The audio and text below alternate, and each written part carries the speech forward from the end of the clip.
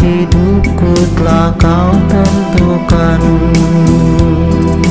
denyut jantungku pun telah kau pastikan. Tarikan napasku telah kau tetapkan, kemana jalanku ku pasrahkan diri sepenuhnya padamu. Baik sobat-sobat Syabah, Assalamualaikum warahmatullahi wabarakatuh. Pada siang hari ini kita ketemu lagi di podcast channel Syabah dalam rangka penjelasan dari serial mata kuliah komunikasi bisnis. Pada kesempatan kali ini kita akan mengambil satu tema, yaitu mengenai jendela Johari atau Johari Windows, ya. Apa itu Johari Window? Dia merupakan suatu model yang sering digunakan untuk orang mengoptimalkan kemampuannya dalam berkomunikasi. Ya, Anda kan kuliahnya komunikasi bisnis, berarti salah satu topik penting adalah bagaimana kita bisa meningkatkan kemampuan komunikasi. Meningkatkan komunikasi itu tentunya diawali dengan pengenalan diri sendiri dulu, baru pengenalan orang lain. Kan saya katakan bahwa yang namanya komunikasi itu akan hidup, akan berlangsung kalau terjadi yang namanya itu kesamaan dari antara si A dengan si B, itu ada the same field of experiences. Jadi ada kesamaan antara Anda dengan saya tentang pengalaman suatu hal, sehingga akan tercipta suatu pemahaman. Ya, misalnya katakanlah saya si A ini orang Indonesia, sementara si B ini orang luar, orang Perancis atau orang Afrika. Kalau tidak ada bidang kesamaan ini, maka yang terjadi adalah dia akan terpisah, ya kan? Kalau tidak ada kesamaan, artinya si orang dari Indonesia itu dia ngomong, tapi orang Afrika nggak ngerti. Orang Afrika ngomong, orang Indonesia nggak ngerti gitu. Ini pernah saya alami sendiri, ya. Yaitu pada waktu saya kenal sama ibu dulu, waktu mau pernikahan. Ya, orang tua saya itu orang Jakarta asli, bisa bahasa Indonesia, tapi kan nggak bisa bahasa Jawa. Sementara istri saya orang Jawa, mertua saya orang Jawa, dia nggak bisa bahasa Indonesia. Otomatis jadi begini, nggak ada kesamaan pengalamannya itu nggak ada. Jadi mau ngomong apa, orang yang Indonesia nggak bisa ngomong Jawa. Ketika dia ngomong percuma, orang Jawa juga nggak ngerti. Begitu juga dengan ayah saya, ketika mertua saya ngomong ya dia nggak ngerti. Akhirnya yang terjadi apa? Ya paling-paling saling senyum gitu, lihat-lihatan lagi, terus salaman lagi gitu ya. Untung orang tua, kalau anak muda salah lihat-lihatan, salah paham, berantem urusan. Ya. Jadi memang bidang pengalaman, kamu ngomong sama saya kan ini ada bidang pengalaman yang sama, yaitu bahasa Indonesia. Kalau saya ngomong bahasa yang lain, mungkin kamu nggak ngerti. Ya, katakanlah ini orang mana kan? Asalnya Lampung. Kalau kamu ngomong bahasa Lampung asli, jamin saya nggak ngerti. Kamu? Saya sama, ibu saya juga Lampung. Iya, berarti ada berdua kalau ngomong dengan saya pakai bahasa Lampung, nggak ngerti. Tapi kalau saya pakai bahasa Indonesia, karena kita sama-sama orang Indonesia, ya tidak tahu kan gitu. Nah, jadi yang namanya Johari Window ini adalah merupakan suatu model pengembangan kompetensi berkomunikasi antara orang-orang yang berinteraksi. Apalagi dalam bisnis kan pasti berinteraksi kan, penjual, pembeli, atau dalam negosiasi, atau juga bisa dipakai dalam hal bukan hanya dalam transaksi jual beli, ya, antara kamu dengan pacar kamu gitu ya, antara kamu dengan teman kamu, itu kan akan berkembang kalau masing-masing itu mampu mengembangkan, memahami diri kita, terus memahami teman komunikasi kita, mitra komunikasi kita, maka diharapkan kita bisa mengembangkan komunikasi menjadi arah yang lebih positif.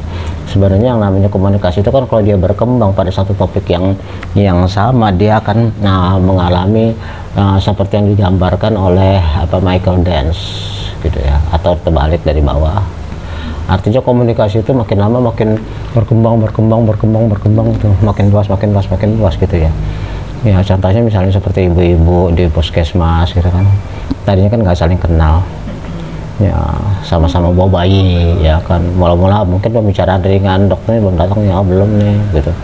Nah, mungkin ada kesamaan minat ya, interestnya enak, ininya ada nih, makin lama makin berkembang, akhirnya malah ujung-ujungnya ceritain suaminya kan, ya kan ya, padahal nggak kenal, tapi gara-gara enak gitu kan, lama-lama ngomongin suaminya, emang suami saya emang kurang ajar gitu kan. Padahal kan di situ ya, itu yang namanya disclosure, self disclosure, artinya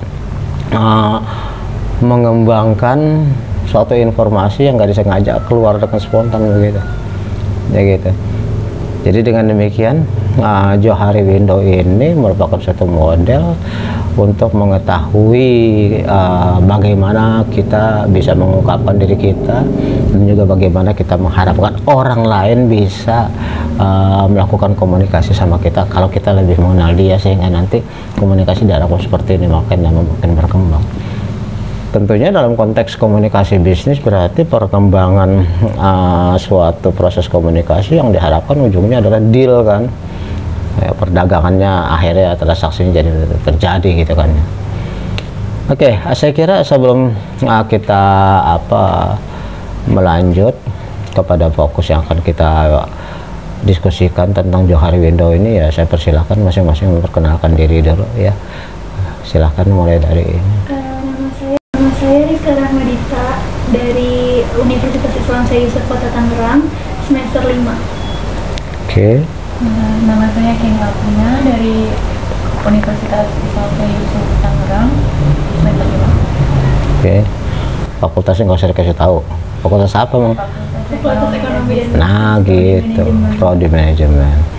Oke, jendela Johari atau Johari Window ini sebenarnya ditemukan dulu oleh dua orang psikolog ya, ahli ilmu jiwa ya. Namanya adalah Joseph Lutz dan satu lagi adalah Harry Ingham pada tahun 55. Jadi mereka suatu kali melakukan suatu penelitian tentang dinamika kelompok ya di Universitas California Los Angeles. Kemudian mereka menemukan suatu hal yang menarik ketika mereka melakukan penelitian tentang dinamika kelompok itu, sehingga kemudian teori mereka dinamakan jendela Johari atau Johari Window.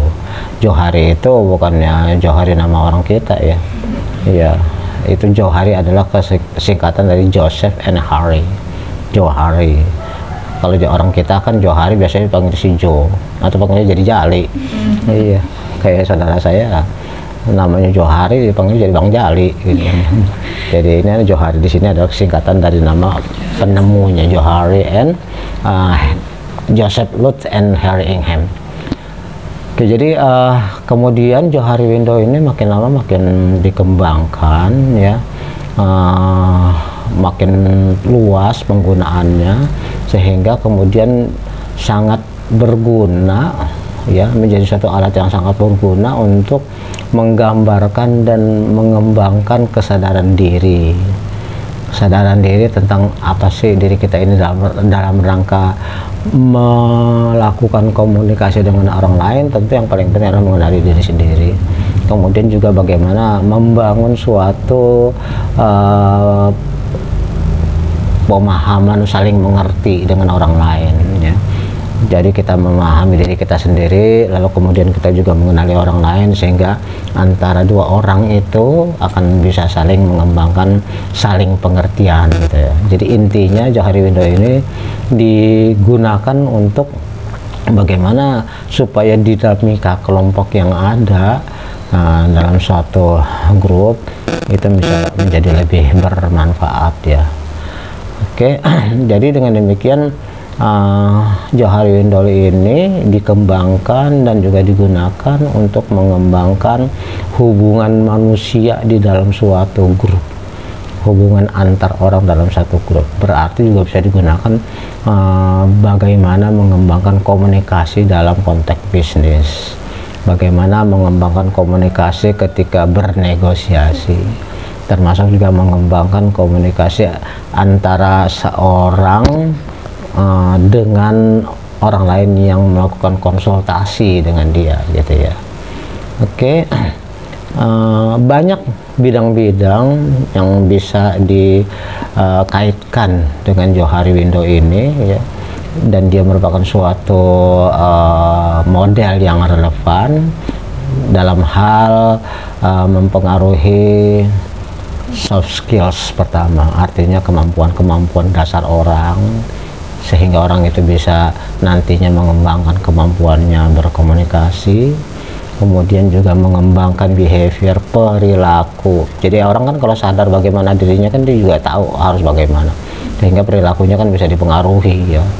Kemudian juga dalam hal dia melihat atau berhubungan dengan orang lain, maka Johari Window ini bisa digunakan untuk mengembangkan empati pada orang lain. Empati itu apa sih?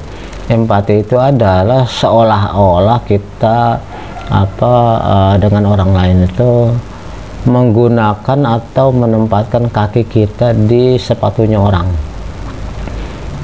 Kalau kita menempatkan kaki kita di sepatunya orang, berarti kan ada kemungkinannya kegedean ya kan, oplok-oplok gitu ya, kegedean, kelonggaran, atau kemungkinan juga pas ya kalau kakinya ukurannya sama, atau yang ketiga bisa juga kesempitan. Nah, jadi ketika kita berusaha memahami orang, mungkin kita jadi bisa mengenalnya lebih luas, bisa mengenalnya ngepas, bisa juga jadi susah mengenalinya gitu ya. Berarti ketika kita udah empati, tahu orang lain bagaimana, maka kemungkinan untuk melakukan kerjasama dengan dia lebih terbuka, apalagi kalau komunikasinya udah lebih terjalin seperti ini ya. Nah, berarti juga Johari Window ini kalau antar person, antar orang sudah terjadi suatu komunikasi, saling pemahaman dan sebagainya, maka ada kemungkinan besar kelompok tadi komunikasinya bisa makin lama makin dikembangkan, makin rapat, makin kompak, makin solid gitu ya. Sebab dalam satu organisasi yang terdiri dari berbagai macam orang dengan berbagai macam sifat, karakter, kebiasaan, kesukaan dan sebagainya, itu kan kemungkinan akan menimbulkan friksi-friksi kalau nggak saling kenal gitu ya. Nah, jadi dengan melakukan saling pengenalan atau interpersonal development, pengembangan hubungan antar manusia, yang diharapkan nanti kelompok atau grup itu akan semakin dinamis, dan pastinya kalau tercipta suatu pemahaman yang makin besar, bidang pengalaman yang sama atau makin besar, otomatis nanti akan majulah organisasinya ya. Begitu juga dengan marketing, begitu juga dengan negosiasi. Negosiasi kalau diawali dengan ini, kemudian dengan ini, kan pasti nantinya deal, transaksi. Tapi kalau begini kan kemungkinannya batal negosiasinya karena nggak ada pengertian ya. Akhirnya sepakat untuk tidak sepakat ya.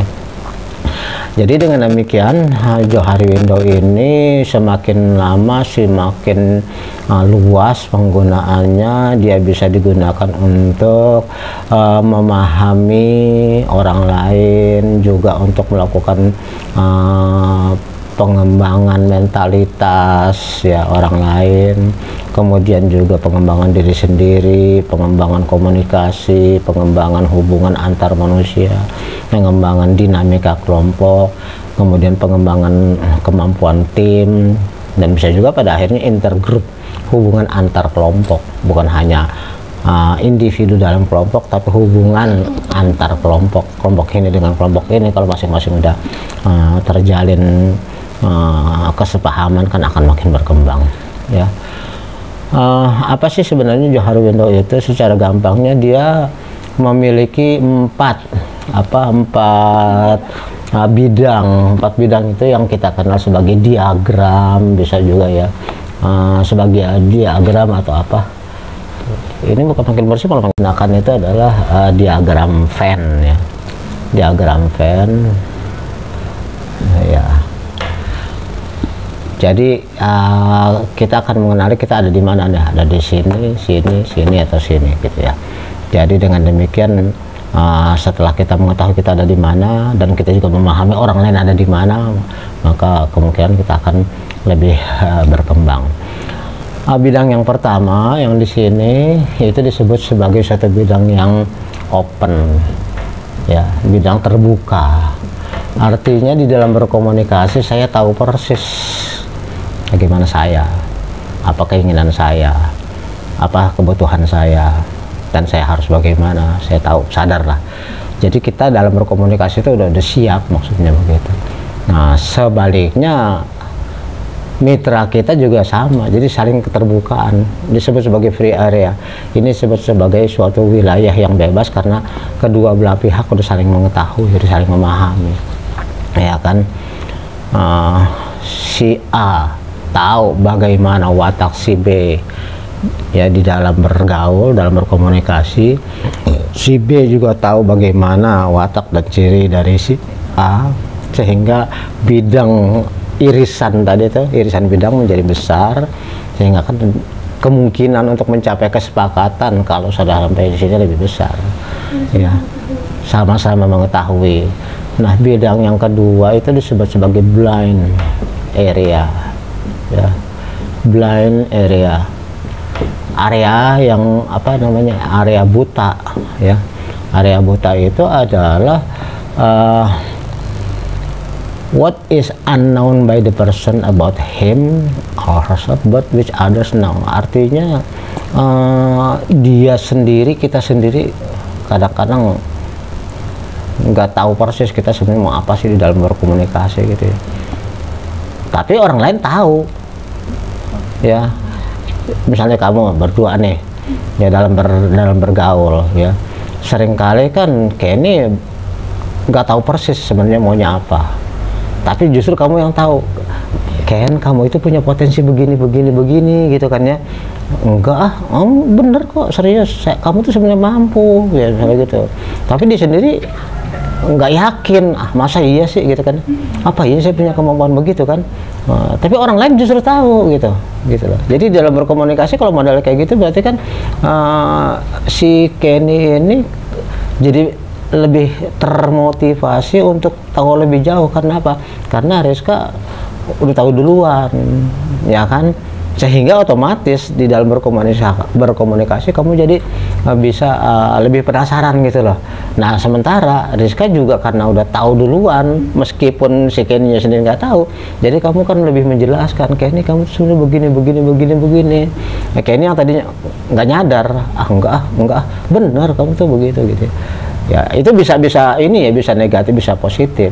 Kan kamu tahu nggak, kamu tuh sebenarnya ada sifat kamu yang orang lain nggak suka. Mungkin kamu nggak nyadar, orang tuh nggak suka kalau begini, bisa kan, ya, bisa kan. Kayak ini bilang sama Rizka, Riz, kamu tuh sebenarnya apa ya, ada loh teman-teman yang nggak suka sama kamu karena kamu suka begini.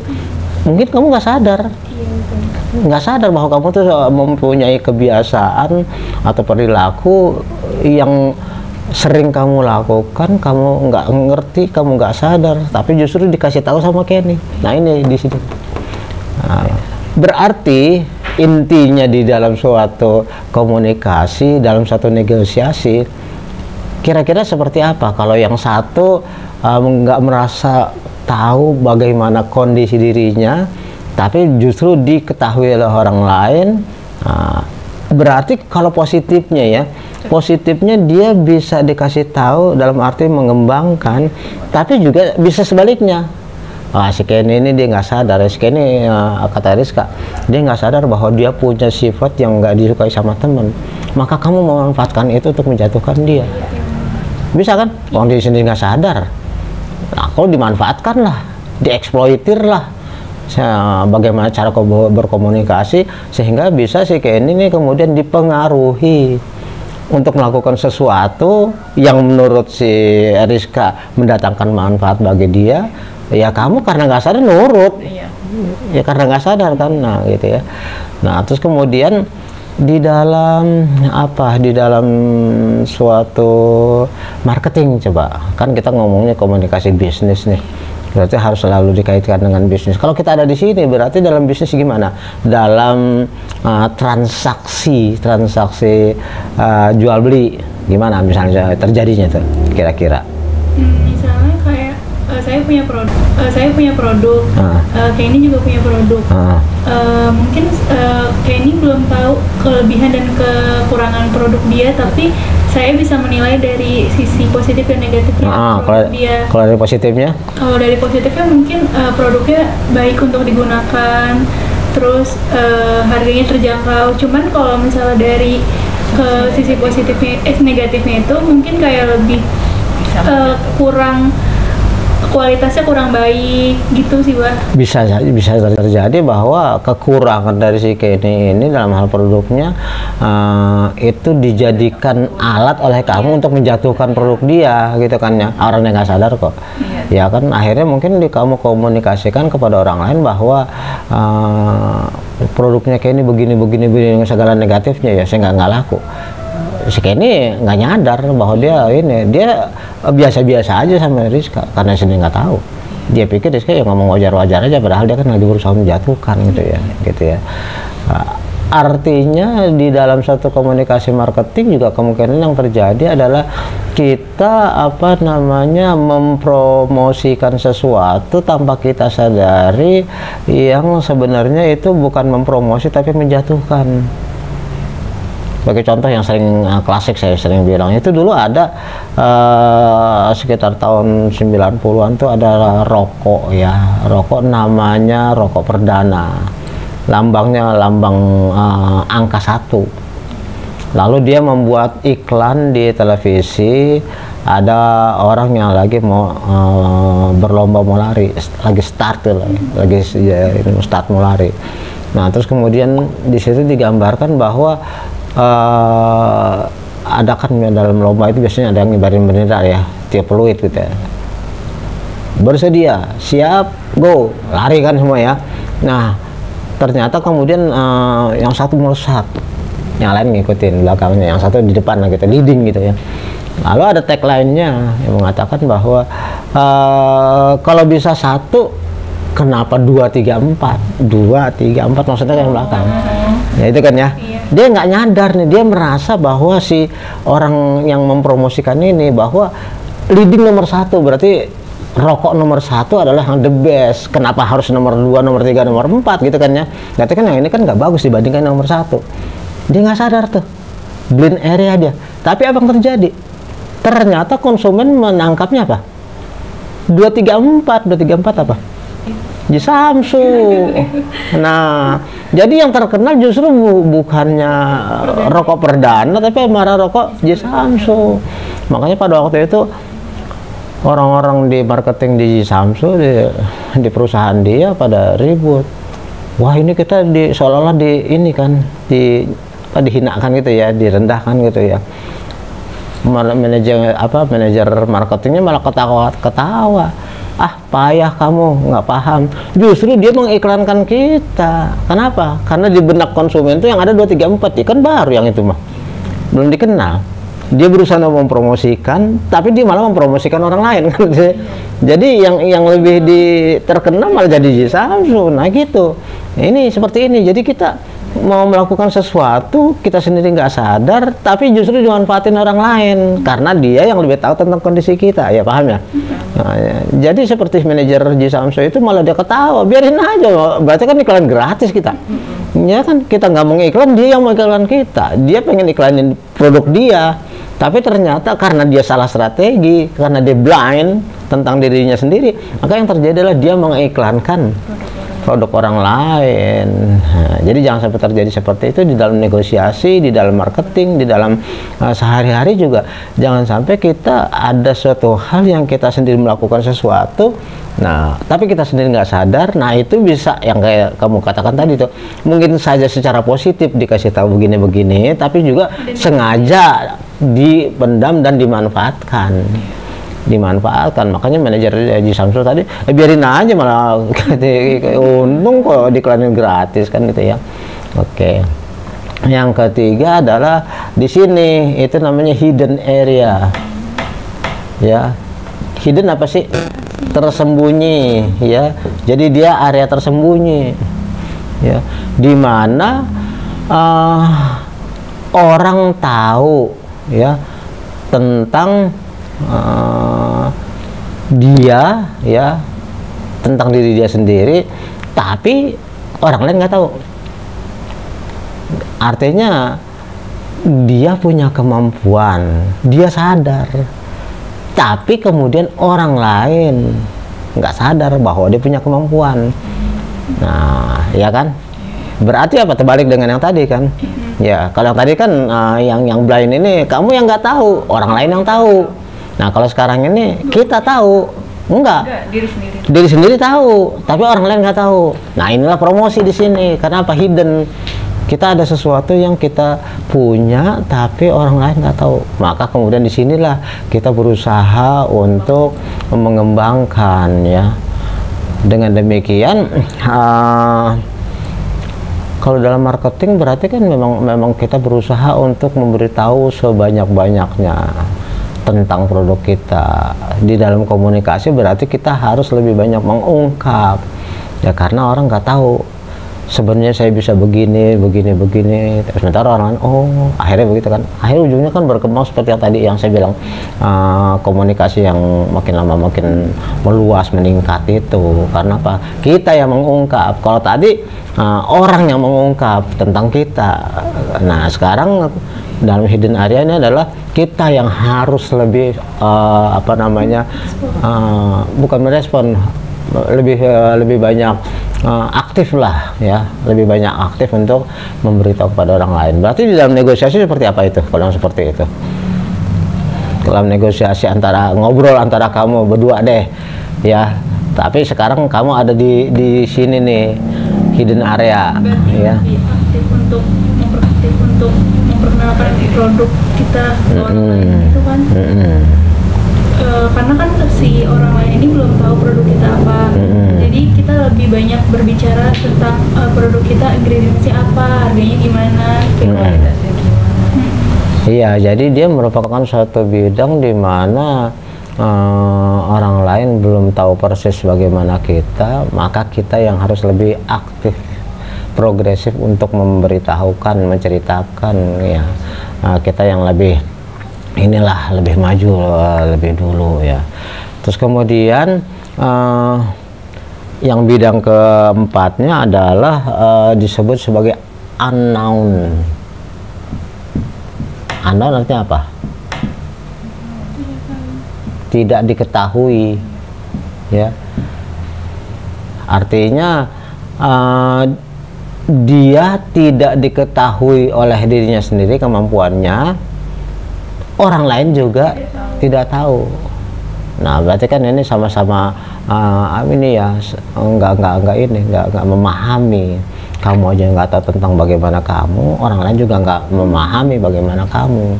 Akibatnya di dalam komunikasi itu berarti tidak akan terjadi yang namanya irisan tadi, karena masing-masing nggak tahu harus berbuat apa gitu ya.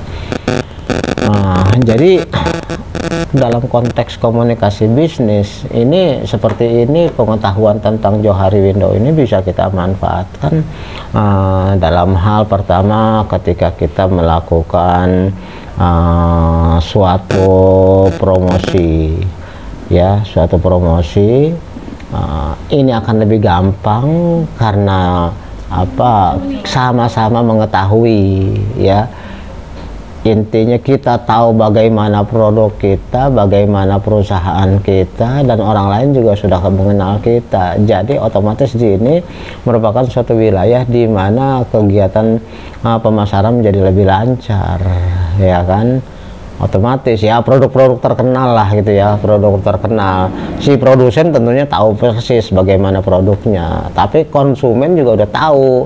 Nah berarti kan ketika si produsen mengkampanyekan sesuatu hal tentang produknya, orang lain juga dengan mudah bisa lebih paham karena udah kenal duluan gitu.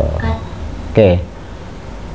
Di bidang kedua yaitu blind area untuk suatu promosi yang seperti kita sebutkan tadi ya, kitanya sendiri nggak mengetahui tapi orang lain yang tahu.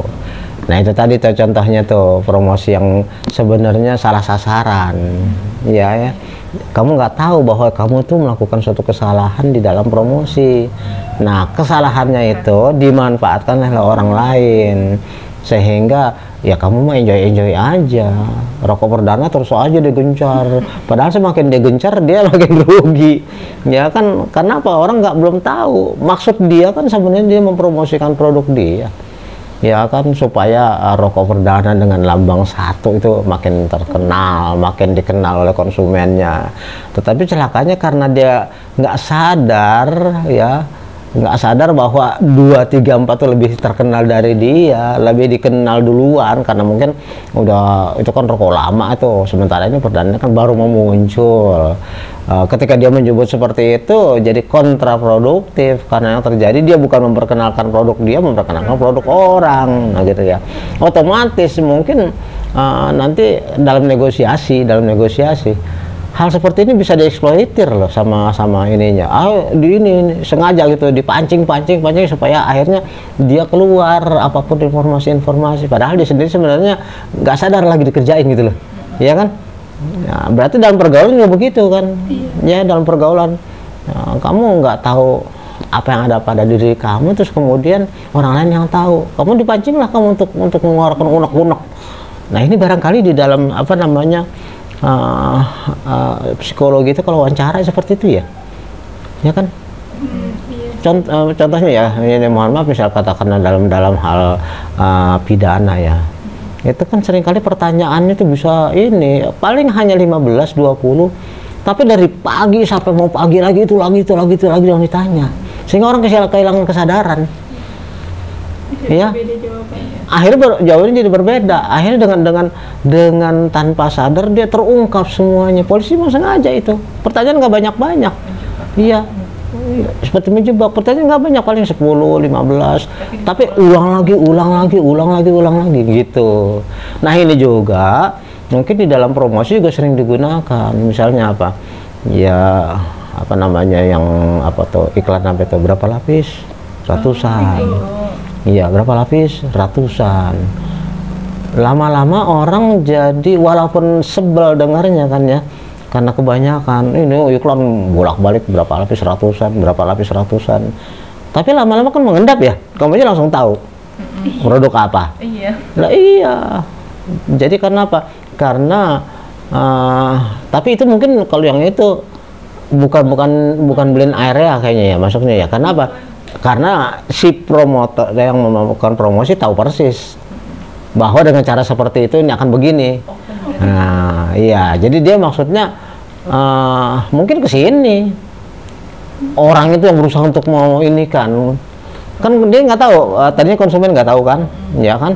Terus kemudian si perusahaan tadi, produk tadi memberitahu tapi terus-menerus tanpa berhenti. Ya kan, makanya sekarang ditiru kan tuh iklan itu pasti 3 kali ya, diulang 3 kali paling tidak tuh. Tapi kalau yang dulu berapa lapis ratusan, berapa lapis itu bikin kita sebel dengarnya, tapi jadi ini keingatan terus, iya kan. Nah kalau unknown ini pengembangannya gimana kalau sama-sama nggak tahu ya, otomatis negosiasi nggak banyak berkembang. Kenapa? Ya karena saya juga nggak tahu bagaimana kondisinya, orang lain juga nggak tahu, jadi sama-sama nggak ngerti gitu ya. Jadi Johari window ini kalau untuk kuadran 1 sebagai dikenal juga sebagai area of free activity, aktivitasnya bebas. Karena apa? Ya, karena orang udah tahu ya tentang apa behaviornya, attitude-nya, feeling-nya, emosinya, pengetahuannya, pengalamannya, keterampilannya, pandangannya dan sebagainya. Kalau udah sama tahu kan otomatis aktivitas jadi lebih bebas karena udah sama-sama ngerti ya. Itu kemungkinan untuk berkembangnya suatu mutual understanding jadi lebih besar karena udah sama-sama terbuka. Apa sih antara kamu Kenny dengan Rizka, kalau sama-sama udah ngerti kan gampang saling ngerti, nggak ada kemungkinan salah pahamnya jadi kecil ya kan. Sekalipun misalnya kamu melakukan kesalahan ya mungkin itu biasa, emang dia udah tahu, kebiasaannya saya udah tahu dia gitu kan ya. Dia mah begitu, memang kadang-kadang lagi emosi, kadang-kadang lagi apa, dia suka emosi apalagi kalau misalnya lagi nggak punya duit itu kan emosi itu. Nah itu sih kebiasaan gitu kan ya. Nah kenapa ya Riz begini?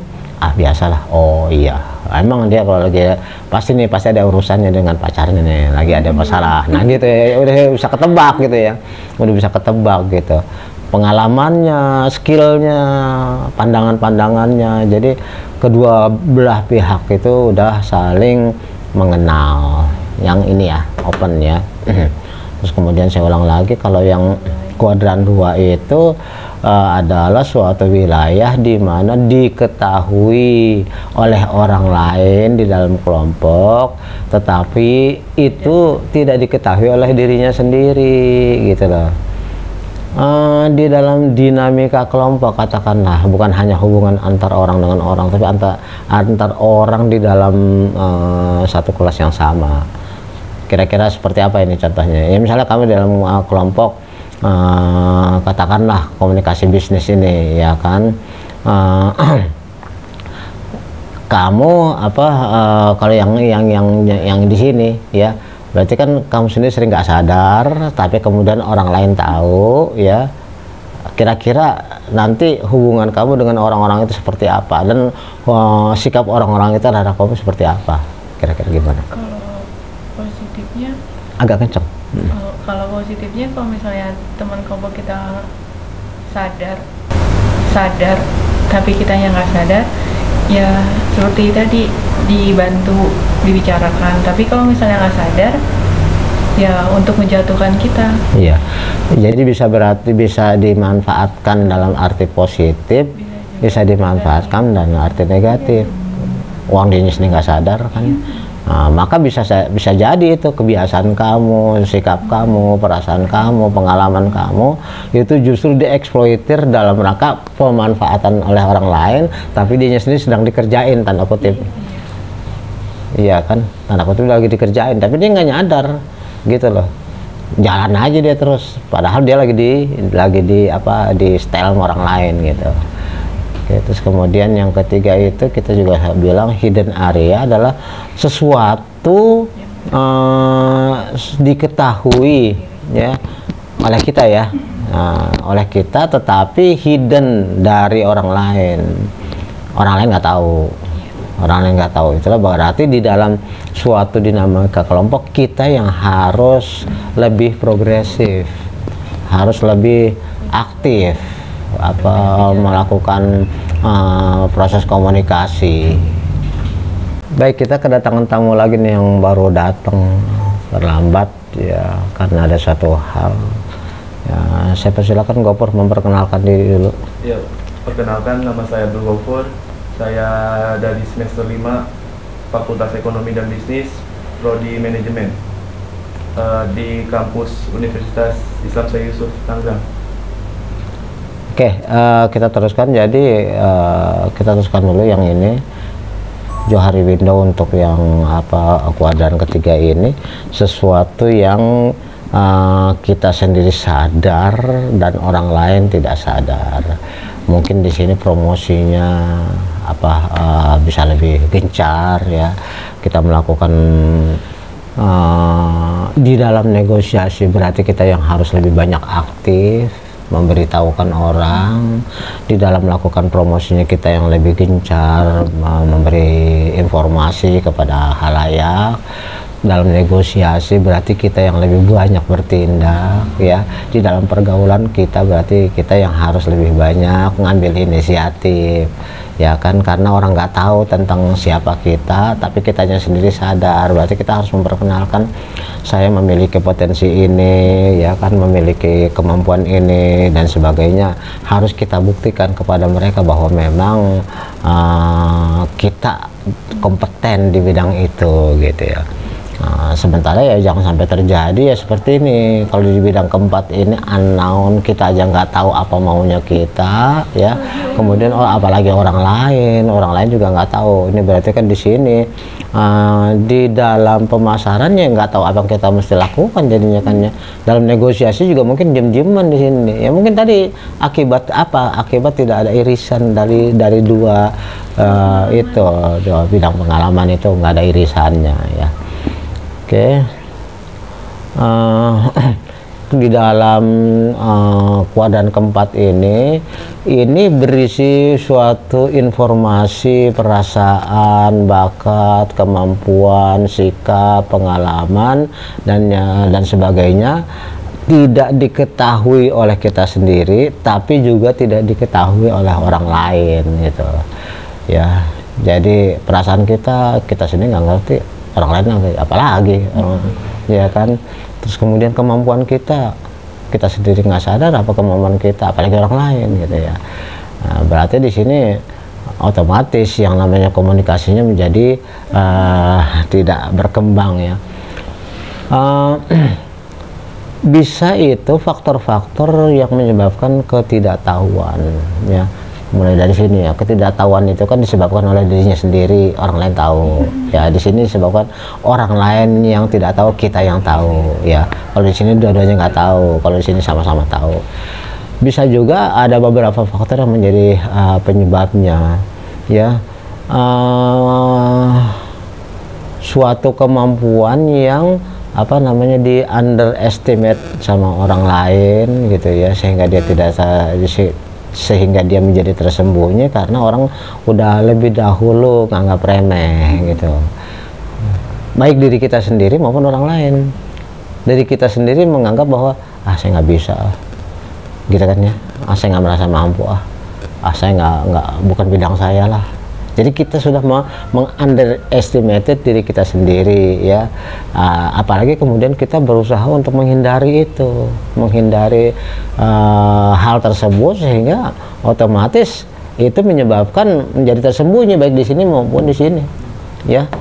Kalau di sini dia merupakan suatu blind area di mana ada faktor ketidakmampuan gara-gara underestimated, gara-gara nggak pede, ya.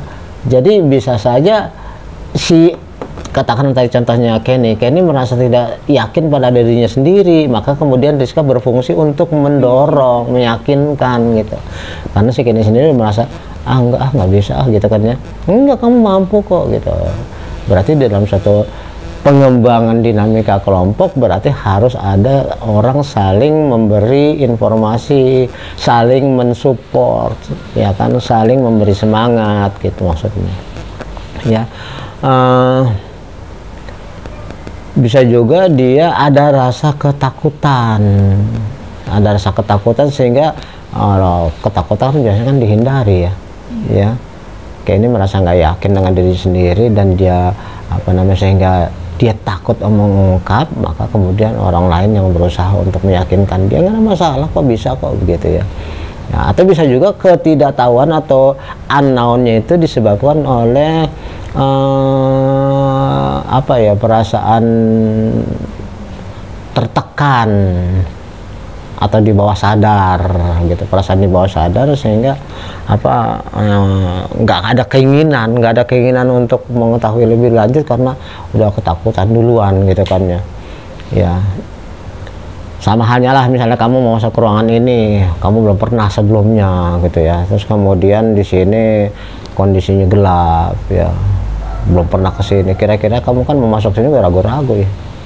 Ya kan, karena apa? Ya karena udah ketakutan macam-macam duluan, kan, gitu ya.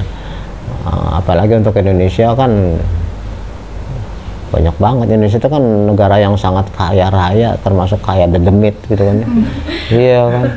Horor-hororan ada di Indonesia. Coba kalau di luar itu kan paling juga ada Dracula, ada vampir, ada zombie, 3.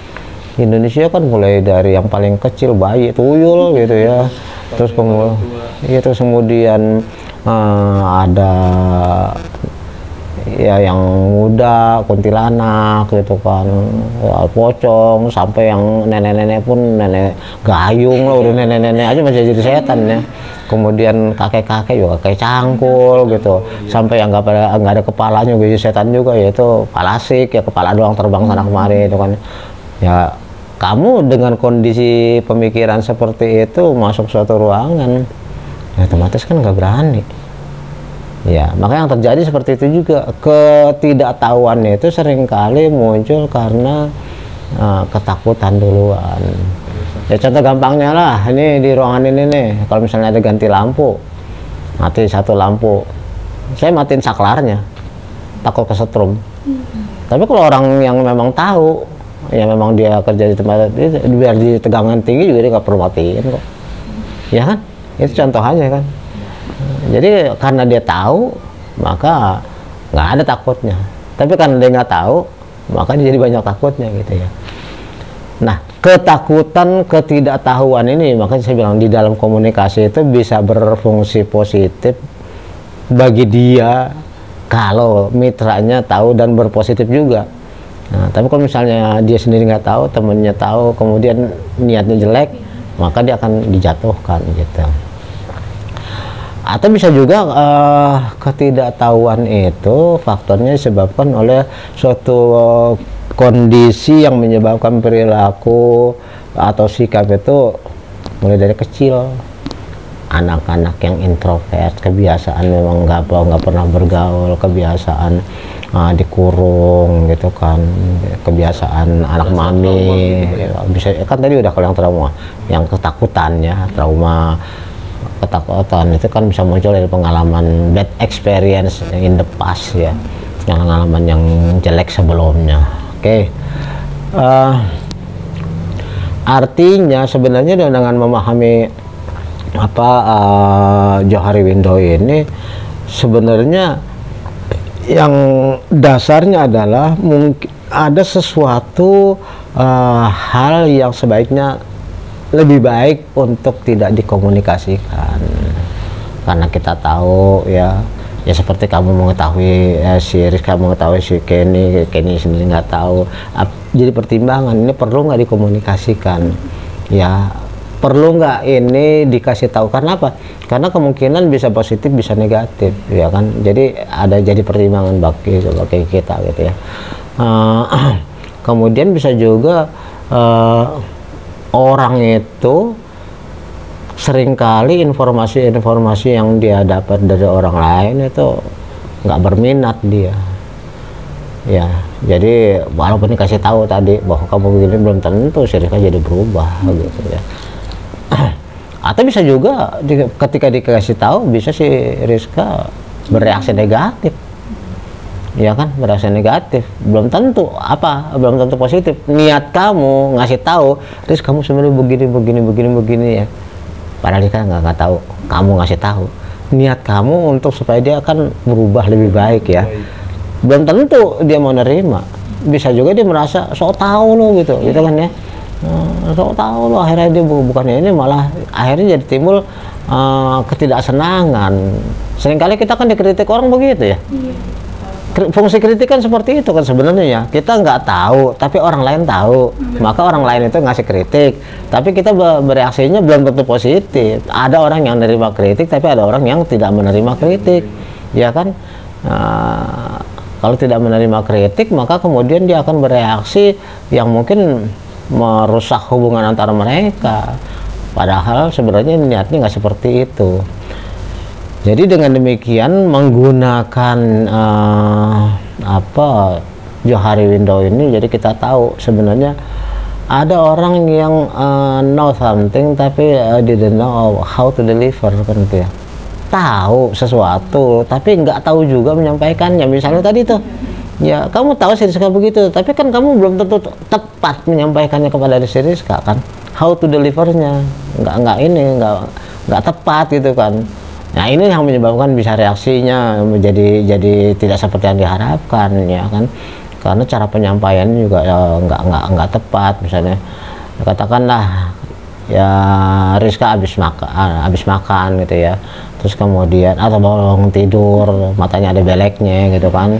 Nah kan kamu nimbang-nimbang ngasih tahu langsung apa bagaimana, apalagi ketahuan di depan umum, udah di kuliah gitu, banyak orang kan, kamu nimbang-nimbang, aduh si Rizka kenapa jadi ada beleknya gitu kan sih. Nah, apakah saya mau ngomong langsung ngasih tahu, Riz mata lu ada belek, atau kamu memutar how to delivernya, menyampaikannya bagaimana ya kan. Mungkin kamu akan mendekati Riz mata ente coba periksa, ngaca-ngaca gitu kan ya. Nah, tapi kan kalau misalnya kamu langsung ngasih tahu, mata ente gimana sih, baru bangun tidur kagak cuci muka, lu nggak mandi ya gitu kan. Nah itu kan how to delivernya akan menyebabkan salah paham gitu. Ada orang yang pinter, ada orang pinter tapi kemudian dia nggak tahu delivernya. Ya mohon maaf aja ya, banyak sekarang penceramah juga sebenarnya tahu ilmu agama, tapi seringkali bisa ada dua kemungkinan, ada dia itu nggak tahu how to delivernya, atau malah dia tahu tapi kemudian dia memanfaatkan. Nah berarti ada di mana tuh? Ya, di sini mungkin ini. Ya di hidden. Kenapa? Dia tahu bahwa orang nggak tahu, tapi dia eksploitir. Makanya terjadilah itu yang namanya hoak ya kan, fitnah, ujaran kebencian. Kenapa? Karena dia tahu informasi-informasi yang mau disebarkan orang nggak tahu, ya kan? Maka dieksploitirlah itu sehingga menjadi suatu pandangan umum nantinya, ya kan? Makanya banyak suatu kesalahpahaman. Tapi bisa juga pemerintah, misalnya katakan dalam hal pemerintahan komunikasinya, pemerintah nggak sadar melakukan suatu kebijakan yang merugikan, tapi kita tahu sebagai rakyat atau ada pakar yang tahu, maka kemudian kita akan memberitahu berupa suatu kritik atau saran. Ya Pak Jokowi ini yang begini nggak bagus, ini begini. Tapi ada juga yang bijaksana, apa juga yang bilang ganti, ini presiden nggak bener gitu kan. Jadi berarti kan bisa secara positif, bisa juga secara negatif gitu ya. Apalagi kemudian kalau kita kaitkan dengan budaya, ya budaya itu kita berhadapan antara teman yang berbeda budaya. Katakan kamu Lampung dengan Jakarta, kamu Lampung dengan katakan dengan Jawa hampir dekat lah, Lampung dengan Kalimantan, dengan Batak. Ya kan beda-beda cara penyampaiannya ya. Saya sering katakan ya, sebagai contoh misalnya orang Jawa itu kan ngomong nggak terus terang ya kan, high context, mereka itu lebih banyak seperti kode-kode, isyarat-isyarat gitu ya. Tapi sementara orang Batak kan ngomong apa adanya ya kan. Jadi open ya, bagaimana orang mengungkap sesuatu itu tergantung budayanya ya. Atau kalau di luar itu misalnya orang Jerman itu dalam negosiasi dia akan aktif sekali, dia akan mencecar informasi sedalam-dalamnya. Makanya kita berhadapan dengan orang Jerman tuh harus siap benar-benaran. Tapi berhadapan dengan orang Korea, orang Jepang, orang Cina, mereka lebih banyak diam gitu loh. Mereka nggak akan nyecar kita dengan pertanyaan, kita yang harus mengungkapkan ini di sini nih, kita yang harus banyak mengungkap. Karena apa? Karena kita anggap mereka nggak ngerti, maka kita yang harus mengungkapkan. Sementara kalau yang orang Jerman tadi adanya di sini, dia yang mencecar kita harus menjawab gitu loh. Padahal kita belum tentu memahami masalah itu, tapi kita yang dikejar dengan pertanyaan-pertanyaan. Ya artinya berhadapan dengan orang-orang baik dalam konteks sesama kultur maupun beda kultur, ya Johari Window ini bisa menjadi semacam apa ya, acuan bersiap-siap gitu. Oke, ada yang mau ditanyakan nggak? Soal ini sih Bah, ini kan sama-sama nggak tahu ya. Kalau misalnya kita ada di posisi yang kayak gini tuh, kita harus kayak gimana? Artinya sama-sama blind ya, kita sendiri nggak tahu, terus kemudian orang lain juga nggak memberitahu, ya otomatis intinya di sini komunikasi nggak berkembang. Kalau di sini kan bisa berkembang. Ini jelas berkembangnya besar, ya kan? Ini berkembang karena ada orang yang lebih ngasih tahu. Ini berkembang karena kita yang lebih aktif. Di sini nggak sama-sama nggak tahu ya otomatis. Ya apa nggak berjalan. Itu barangkali yang saya gambarkan tadi, gambarnya adalah gambar yang nggak ada irisannya. Di sini A dengan B ya beda, nggak nyambung. Jadi mungkin di sini unknown, ya kan? Iya. Nah, dalam hal ini ya berarti si A dia juga nggak tahu mesti bertindak apa, si B juga nggak tahu mau ngapain, ya otomatis di sini komunikasi tidak berkembang dan pastinya tidak akan ada saling iris. Ditambah lagi nanti otomatis dia nggak bisa berkembang jadi spiral communication dong. Nggak bisa berkembang kayak tadi ibu-ibu di puskesmas, ya kan? Ibu ini diam, yang satu dari Papua, yang satu lagi dari Jawa, sama-sama nggak ngerti bahasanya, sama-sama diam-diaman, ya mau berkembang apaan? Otomatis nggak ada komunikasi, kan gitu. Oke. Baik, saya kira demikian saja yang bisa kita diskusikan pada hari ini. Ya mudah-mudahan dengan pengetahuan tentang Johari Window ini akan mendatangkan manfaat bagi kita dalam rangka pengembangan cara berkomunikasi kita secara lebih baik, terutama di dalam hal bisnis. Yang dapat saya sampaikan, lebih kurang mohon maaf. Saya ucapkan wabillahi taufiq wal hidayah. Wassalamualaikum warahmatullahi wabarakatuh. Ku sadari